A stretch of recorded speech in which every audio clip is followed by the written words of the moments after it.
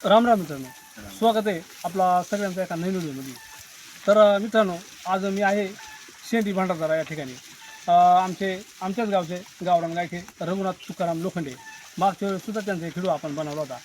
तर त्यांचा हा समोर पहा, आता मी दाखवतो आपली हा गावरान गायचा कळप आहे त्यांच्या समोर. किती गाय आहेत साधारण? लहान मोठं 50-55 आहे. 50 पाठीमागच्या वेळेस आपण व्हिडिओ बनवला तर तेवढं सुद्धा काय इथलं काही नाही तेवढं. तर तेवढ्याच गाय आता 3 वासरा वाढली. ह्या 3 वासराच्या. तर मित्रांनो, त्यांच्याबरोबर 3 वासरा पण आहेत बारीक बारीक पहा. मग ते पण आता ते एवढ्या उन्हामध्ये खरं आहे आणतात तुम्ही. हा मग आता सांभाळायला माणूस नाही. हां हां बरोबर. कुत्र्यांचा बेव त्याच्यामुळे मग ते कुत्री म्हणजे धरतात का वासरा? हा मग ते असे मटणावरचे कुत्रे येतात ना, हां. मग ते धरते चालतो ते बारीक. तर ह्या पहा 50-55 त्यांच्याकडं ह्या गावरान गाय येते. तर मित्रांनो, हे पहा आता मग समजा आता तुम्ही आता इथं ह्या वावरामध्ये आहेत, आता ह्या भुईमुगाचा वावर आहे. हा मग आता ह्या भुईमुगाच्या वावरामध्ये समजा आता हे कधी लावले तुम्ही गाय?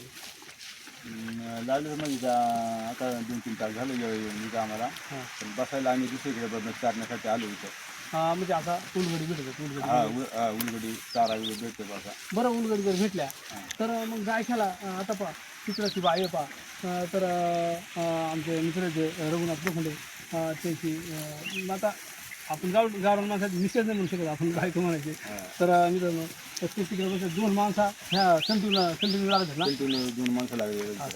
तर आमचे कॅमेरामॅन आमचे जे आमचे चॅनल आहे आयुष जिंजवडे, ते आमचे दादा येते कॅमेरामॅन. आणि इकडं आमचे दादा आहेत दादा राम राम. तुम्ही कुठून आलं? पिंपरी पेंढारवरून. दादा राम राम. तुमचं गाव कोणतं? संभाजीनगर. आता तुम्हाला तर आम्ही ओळखत आहे. तर चला मित्रांनो, आज ह्या गावरान गाईच्या मागं किती मेहनत घ्यावं लागते, याला कुठं स्थलांतर करावं लागतं, याला किती मेहनत राहते, किती तकलीफ राहते, आणि ह्या सगळ्या गोष्टी आजच्या व्हिडिओमध्ये आपली पाय पडणार आहे. तर मित्रांनो, चला आता आपण प्रत्येक जाणार त्या गावरान गाईच्या कल्पामध्ये. तर पहा मित्रांनो, किती मस्त मस्त वासरा आहे, एकदम बारीक बारीक वासरा. ह्या वासरू पेत आहे का आता? हा गोरे का कालोडे? गोरे आणि गोरे येतो असं किती गोरे येते ह्या कल्पामध्ये? असं लहान मोठं आहे 10-12 आहे ती. म्हणजे लहान आले बस पारेटे, ताने पारेटे. आणि कालोडी? कालवडी असेल 10-12. 10-12 कालोडी. हेच बिडाचे असे पारेटे बा. तर हे पहा, आता एवढा कळप आहे, 50 ते 55 गायींचा हा कळप आहे. तर मग आता समजा इथं आज समजा उलगड भेटली तुम्हाला, हा तर मग उद्या समजा दुसरीकडे जाणार तुम्ही? उद्या दुसरी म्हणजे आधी पाहुणे यायचं, मग दुसऱ्या शेतकऱ्याच्याकडे चारायला जायचं असं ना. तर आता समजा एवढ्या गायी चारतात तुम्ही, तर मग आता ह्या गायी चारताना तुम्हाला काय त्रास होतोय? आता गंज ऊन ताणे सगळ्याला लागत, ताणही लागत आणि ऊनही लागत. पण आता सांगायचा कोणाला 2 माणसं सांगून 3ऱ्या माणसाला कोणाला सांगायचं? नाही, बरोबर आहे बुवा, त्रास होतोय. हा. किंवा बुवा अचानक आपल्या गायी चुकल्या वगैरे, तर मग आजूबाजूच्या माणसांचा काही त्रास होतोय का तुम्हाला? हा मग आजूबाजूच्या माणसं कोणत्या मालात गेले तर कोणी बोलणारा राहतो, तो फडक्याने बोलणार नाही. काही शिवाय देणार. हा. कारण कसं आहे, आता शेवटी आपली जबाबदारी आहे. आपली जनावर आहे, जर आपला जनावर जर एखाद्या माल गेला तर तो शिवी देणार काय, नाही का? कोणी समजदारी राहतात ना. तर कोणी म्हणजे समजदारांना सांगणार काय शिवी देणार. कारण आता बडकून बोलणार डायरेक्ट. हां बरोबर आहे. मग कधी असं काय वाटतंय बा, असा माणूस जर बोलला एखादा, तर तुम्हाला कधी काय वाटतंय बा तुमच्या मनाला? आम्हाला गंज असं वाटतं ह्या गाईच नको असं वाटतं. मग देवा कोणला एवढा पुट्टा आजा नाही का? हां. तर मित्रांनो, आता ती बाय पण तिकडे पण गाय आहेत बाकीच्या. आता त्या बायला पण आपण विचारणार का आता शेवटी बाय माणूस आहे, पोरा सोरा सोडून एवढा. आता तुम्ही ह्या कुटुंब सोडून तुमचा सगळा किती दिवस आता इकडं राहणार आहेत तुम्ही? आता राहणार म्हणजे आता आम्ही वर्षाकाठी फक्त 8 दिवस आम्ही घरी जातो. तर आमदा गेलो पण नाही चारा नसल्यामुळे. हां, मग आता ह्या रानाला इकडंच आपल्या रानाला काय आहे, नाही का? आपल्या रानाला काही नाही तिकडे.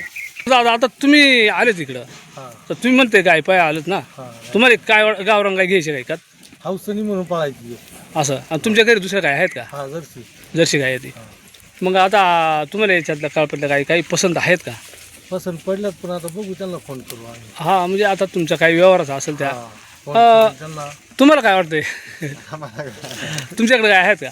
नाही, आमच्याकडे म्हणजे जर्सीचे हां, गावरान नाही. गावरान नाही ना. नाही. पण मग तुमच्याकडे तुमच्या भागातच गावरान गाय नाही का? तर मग आता समजा आता तुम्हाला गावठी हे असे गावरान गाय घ्यायचे, एक हाऊस म्हणून घ्यायचे, दूध किती दिला पाहिजे साधारण तुमचा अंदाज? दूध काय अर्धा लिटर 1 लिटर असतं. ते तुमच्या मेनूत राहिला. हा. तर आता पाहुण्याली पण गाई पसंत आहेत, पण मग आता ते तुम्हाला फोन करणार आहे ती तुमच्या व्यवहाराचा काय व्हायचं त्या होणारच नाही म्हणायला. तर मित्रांनो पहा, ह्या अशा पद्धतीनं एवढ्या ह्या काळपामध्ये बऱ्याचशा गाई म्हाताऱ्या पण असतील याच्यामध्ये थोड्या वयोवृद्ध. हा वयस्कर आहेत ना 2-4. तर आता याच्यामध्ये समजा दूध देणाऱ्या गाई किती आहेत तुमच्याकडे? आता सध्या म्हणजे ताण्यात 3 आहे ती हां, आणि पार्ट्या 7-8 आहे ती. पारेट्या. आणि गाभणमधल्या गाभणमधल्या 5-6 आहे ती. 5-6. म्हणजे 7-8 आहेत बापर, मग त्या काही लेट आहेत जाणायला बा. हां सर. मग आता ह्याच जाणायला पुढं कोकणातच जाऊन जाणार हा का? कोकणातच जाणार आता या. आणि मग गायींचा गोरा. बरोबर तुम्ही आता विकला, पण आता एक दुसरा वासरू ठेवलाय हा. आणि लागवडला मग घेऊ दुसरा आता पावसाळी परत. तर मित्रांनो अशा पद्धतीने यांची तकलीफ जी आहे. बरं समजा आता तुम्हाला या गावरान गायींच्या कल्पामध्ये किती फायदा भेटतोय, तोटा किती होतोय, फायदा किती होतोय? फायदा काहीच नाही म्हणायचं तसा, कारण हे जेव्हा 2 किंवा 3 वर्ष जेव्हा वासराचं पालन पोषण होईल तेव्हा मग 3ऱ्या वर्षी विकायला जातं. आताचं मार्केट आता झालं का कोणी 20च्या वर का 25च्या वर कोणी मागणी करीत नाही, म्हणजे बारीक वासराची. असं ना? म्हणजे मार्केट नाही बा असं थोडक्यात धरायचं नाही का. हां, पण मग शेवटी आता एवढा कळप, आता तुमचा असा काय विचार आहे का का हा कळप आता कट करायचा, म्हणजे आखा कळप कटून टाकायचा, किंवा आता हा तुमचा वडलोपार्जित धंदा आहे, हा. वडिलांपासून धंदा आहे, मग आता तुमचा काय म्हणणं आहे का कट करायच्या गाई का राहून द्यायच्या तुम्हाला अजून? नाही, या मार्केटमुळे असं वाटत आहे का बा ह्या गाईंना नको मार्केट नसल्यामुळं, पण मग नाद सुटत नाही माणसाचं का बा ही लक्ष्मी ठेवा बा, म्हणजे आपल्या जुन्या रूढीप्रमाणे आपण पाळले तर बा ठेवायची बा नाही का. बरोबर. लय ठेवायचं 10-5 काही नाही, पण म्हणजे ठेवायचे मला असं नाही का. म्हणजे ठेवायच्या बा, आणि कमीत कमी शेण होत आहे, गोमित्र होत आहे नाही का. यापुढं कदाचित आहे ना गावरान गायला एवढा मार्केट येणार आहे ना, कदाचित ते गावरान गाय भेटणार सुद्धा नाही, तिचा गोमित्र सुद्धा विकला जाणार आहे नाही का. तर मित्रांनो अशा पद्धतीनं पहा. तर मग आता याच्यापासून तुम्ही तूप बनवतात का? तूप बनवतो आम्ही. तूप कसा किलो आहे? तूप 3000 रुपये लिटरनं दिला मागं आम्ही. 3000 रुपये लिटर दिला. आणि तुपाचं वार्षिक किती उत्पन्न होतं? तुपापासून किती पैसे होतात वार्षिक वर्षाला? ते आम्ही ना आमदासा आयडिया केली, म्हणजे आमदा भरपूर दूध होतं ना माझ्याकडं, हां तर मग 15 लिटर होतं माझ्याकडं. हां, यावर्षी. हां, मग ते आता ते 3 म्हणले, मग किती पैसे होते ते म्हणजे हां, हिशोबानं काय होत असतील ते होतील. आता आपण काय एवढा हिशोब करीत बसणार नाही आता. हां. बरं, मग आता कोकणात गेल्यानंतर समजा मग तिकडे तकलीफ नाही होत काय एवढी जास्त उरली? तिकडे गई तली, मग आता म्हणजे एवढा पाणी अंगावर घ्यावं लागत आहे, परत त्यांना झाप बनवायचा हां, नाही का. मग ती एक रखडे, परत खाण्यापिण्या सगळं आपला. आणि आता समजा 2 माणसं तर कायमची गुतत येते, ठराविक 2 माणसाचं 2 माणसं, 2 नवरा बायको ह्या गुरांक लागत येते. आणि घरी शेती कोण करताय मग? शेती आईच करते, पण मग थोडक्यात जेवढा होईल तेवढाच करते, बाकीचा जनावरांसाठीच ठेवतो बाबा पडताना. हां, बरोबर आहे. तर मग आता तुमचं म्हणणं आहे गाई ही ठेवायचीच, 9-10 गाय काय ना हे असावी. ठेवायचं. हां, तर ठीक आहे. आता तर हे दादा आले होते इकडं, त्यांना गावरान गाय म्हणजे विकत घ्यायची होती, पण आता त्यांचा काही व्यवहार होईल, तो अजून त्यांचा व्यवहार काही झाला नाही. त्यांना काही पसंत पडल्यात, काही पसंत म्हणजे त्यांच्या मित्राला पण म्हणजे त्यांचा पण विचार होणार आहे नाही का. तर मग अशा पद्धतीनं त्यांनी पण गाय घ्यायचे, गावरान गाय त्यांनी हौसाना म्हणजे पाळायचे. आणि इकडे काय आमचे जे मित्र आहे ते तर ते पण आज भरपूर लांबून आलेत, आणि या गावरान गायचा कळप त्यांना पण पसंत पडला. आणि फक्त त्यांना एवढं पण माहीत झालं का ह्या गावरान गायच्या गायख्यांची किती तकलीफ येईल, किती ऊन वाऱ्यामध्ये फिरावं लागत आहे, आणि एकदम बारीक बारीक वासरा. हे बा अक्षरशः ह्या वासरा आहेत ना दमून, आणि एकदम अशी म्हणजे आता सावली आली पण उन्हाच्या वेळेस ना ह्या वासरा एकदम कुठंतरी अशी बसून घेते ती. कारण ते का आणते तिकडं तर गायींमध्येच, तर त्यांनी राखायला जवळ कोणी नाही, त्याच्यामुळं मग एवढली बारीक बारीक वासरासुद्धा त्यांनी ह्या आणावं लागतात. मग एवढा जित्राप सांभाळून ह्या लक्ष्मीची सेवा त्या करते ती. तर लक्ष्मीपासून ह्या गायीपासून त्यांनी जो होतोय फायदा, तूप दूध थोडाफार जो फायदा होतोय त्याचा त्या काही फायदा करून घेतात.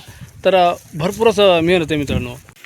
तर रघु, आता मला एक सांगा का तुम्ही बरेच दिवस आता गायींची सेवा केली, आणि वडिलांपासून वडिलोपार्जित हा व्यवसाय तुमचा आहेच. आता याच्यात नफा किती तोटा किती याचा झालाच, हे सगळा विषय झाला. पण आता एवढी जर तुम्ही समजा तकलीफ घेतात, मेहनत करते ती, तर नेमका तुमची काय इच्छा आहे बुवा कदाचित तुम्हाला बुवा समजा एखादा कुठं मेळावं झालं का तुमचं? मेळ आमचे 3 मेळ झाले. एक राजूरला झाला, एक बारीला झाला, एक नाशिकला झाला आणि शेवटची फेरी मंत्रालयामध्ये म्हणजे जायचे पण मग तिथवर जायला भेटलं नाही जनावरं सोडून आम्हाला. म्हणजे गोपालक आहे तुम्ही हा, तेवढंच तुमचं मेळावं झालं ती. हां, मग तुमची काय इच्छा आहे बुवा मेळावं झाल्यानंतर काय इच्छा आहे? आमची अशी इच्छा आहे का बा आम्हाला मानधन भेटला पाहिजे शासनाकडून. हां म्हणजे प्रत्येक गाईवाल्याला आता मानधन भेटला पाहिजे. तर मग त्या साहेबांनी सांगितलं होतं का बा तुम्हाला महिन्याला 5 ते 7 हजार रुपये असा महिना तुम्हाला पडल्या जाईल. पण मग अजून मेळावा होऊन आम्हाला म्हणजे याचा काहीच अजून म्हणजे उल्लेख नाही येऊ राहिला. त्याच्यामुळं बाबा शासनाने दखल घ्यावी का बा मानधन भेटायला पाहिजे बा गाईवाल्यांना. बरं. तर आपल्या महाराष्ट्र तालुक्यासाठी होतं पण म्हणजे काही महाराष्ट्राचे गाईवाले जमले असे 500 जणांची यादी झाली आमच्याकडं म्हणजे गायकांची नाही का. हां तर अजूनही कितीतरी असेल गायके. तर मग बा हे बघ त्याच्यामुळं म्हणजे मार्केट नसल्यामुळं गायके कंटाळून गेले ह्या जित्राबाला बोलण्यासाठी कोणी इच्छुक नाही राहिला बा सांभाळा म्हणून. तर मग आता आहे ते हे टाकायचं कुठं जित्रा म्हणून मग ते कसं तरी हलाबळे म्हणजे सांभाळून राहिलो आम्ही.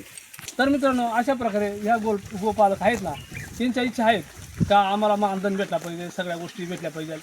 तर देव करो आणि ही लक्ष्मीसुद्धा करो. हे लक्ष्मीचा सुद्धा आशीर्वाद त्यांच्या पाठीमागं आहे का नक्कीच त्यांच्या त्या इच्छा पूर्ण होत आणि यांना मानधन भेटो हीच आमची ईश्वरचरणी आणि या लक्ष्मीचरणी प्रार्थना आहे. तर मित्रांनो अशा प्रकारे आज आमच्याच गावचे गावरान गायके रघुनाथ तुकाराम लोखंडे यांची आमची भेट झाली आणि त्यांनी थोडक्यात त्यांच्या व्यथा सांगितल्या.